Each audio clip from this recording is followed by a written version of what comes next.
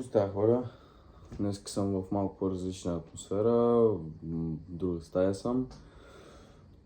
Светлината пак не е много хубава, просто за момента нямам нещо, с което да мога да се осветлявам хубаво, да прожектира светлината върху мен. Главно разчитам на лампите и на два телефона, които ползвах в предното ми клипче и по-предното ми клипче. Но за по-напред вече ще се оборудвам добре, ще мога да снимам по-добре, ще си взема по-хубав микрофон, защото камерата и микрофона ми идват от телефона. Не мога да намеря начин, по който да свържа AirPod-ките ми и микрофона да е от AirPod-ките ми. Не мога да намеря такъв начин, не знам защо. Опитах се с няколко приложения, с настройки, не мога да намеря нищо такова, но още продължавам да търся, ще намеря със сигурност нещо. Както и да е. Днес искам да говорим за една малко по-сериозна тема отново, за нещо, което е много важно за един мъж, за развитието на един мъж, за представата на един мъж, за живота и така нататък. А това е допаминов детокс. Това нещо е доста важно, особено за момчета, мъже, момчета по-скоро на около моите години, между 14 и 17 години, 18, защото така те могат да разберат могат да разберат много повече за живота, не през телефона си, защото допаминът идва от неща като социални мрежи, порно и така нататък. Най-често в случая е порното, което е нещо много, много неприятно, много объркващо мозъка, много променя представите на човека за сексът, за интимните отношения като цяло с една жена. Хвърляте си тестостерона на празно. Един ден ще си намерите сериозна приятелка и вие няма да знаете какво да правите. Ще видите нещо, което не ви хареса и ще се отвратите. Порното е направено за да бъде красиво, за да бъде приятно за гледане. Обаче сексът не е такова нещо. Сексът е много по-различно нещо, много по-интимно. Само за двамата партньори не е за да го гледат всички. Сексът е удоволствие, не е филм, не е картина, не е нищо такова. Затова трябва да се ограничавате от това нещо, не трябва да прекалявате с това нещо. Естествено, някой път ще ви се наложи, няма да можете да издържите в началото, докато го спирате това нещо.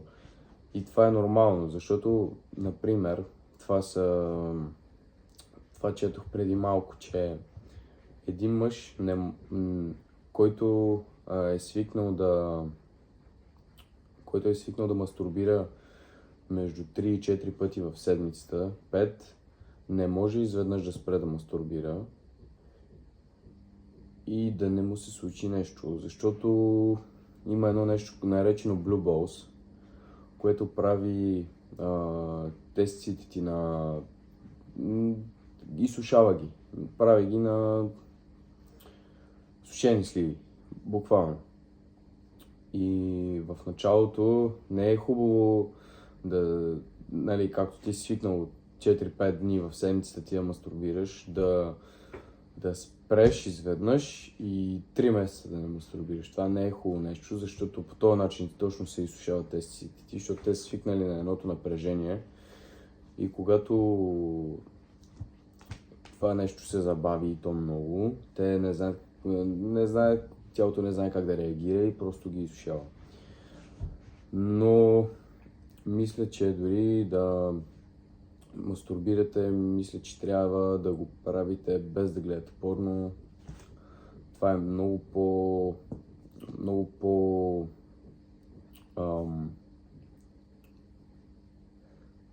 healthy, много по-полезно е за мозъка. Не полезно, ами безвредно. Много по-безвредно е за мозъка това нещо, защото порното ви влияе на психическа основа, не на физическа основа. Вие това нещо го гледате, виждате тези красиви жени, те с перфектни извивки на тялото и така нататък, и така нататък. Виждате тези мъже с големи, нали, и си казвате, че това е нещо, вие почвате да се притеснявате, да бе, ама моя не е такъв, то сега никой няма, някой ще ми се подиграва и така нататък. Нали, това не е много окей. Порното влияе по отвратителен начин на човешкия мозък, на човешката психика и не мисля, че трябва да си го забранявате, защото понякога, както казах в началото, ако сте свикнали да го правите това нещо 4-5 пъти в седмицата, няма как да го спрете изведнъж. Но лека по лека мисля, че можете да го направите. Не е толкова пристрастяващо това нещо, като това не е силен наркотик, не е никотин, не е алкохол, не е нищо такова, така че мисля, че всеки може да го преодолее това нещо, защото това, особено на нашите години, не е на толкова напреднал етап. Може много бързо да се предотврати това нещо. Отделно за социалните медии, единственото нещо, което ви кара да го правите това нещо, е това, което гледате на телефона си. Ако в Instagram вие non-stop гледате момичета по бански, по гащи и така нататък, вие ще сте хорни. Нали, ще ви се иска да го направите това нещо, обаче няма смисъл да го правите това нещо, като знаете, че ви влияе на психиката. И общо взето това е целият този клип. Той е малко по-кратко от другите. Исках да ви обясня как да дисциплинирате себе си един вид, защото това да се спрете от това нещо си е дисциплина. Не трябва да се поддавате лесно, не трябва да продължавате да го правите това нещо. Трябва да се фокусирате върху себе си повече. Моя канал е точно за това, да ви показвам някакви работи, да се учим заедно, да продължаваме напред заедно, да сме по-силни заедно. И за това искам да ви споделя нещо, което аз вече от доста време не правя, защото не мисля, че това нещо трябва да доставя удоволствие. И да, благодаря много, че гледахте. Надявам се да сте разбрали това, което искам да ви кажа, да се вслушате в това, което искам да ви кажа, защото наистина е така. Това са доказани неща, това не са измислици, това не е нещо, което ви казвам, за да спра порноиндустрията. Винаги ще има хора, които ще гледат порно, дори половината от вас няма да му послушат. Но това е просто до вас. Това е дали сте силни или сте слаби, дали имате воля или нямате воля. Това е. Не мога да кажа нищо друго по този въпрос. Надявам се да ви е било полезно. Със сигурност някои от вас не сте искали да чуете някои неща, но мисля, че това е рано или късно щях да стигна до тази тема и мисля, че по-добре е рано, защото това е една от първите стъпки да спрем себе си от нещо, което не ни помага по никакъв начин, не ни доставя удоволствие, защото занапред клипчетата ще са ми само и единствено за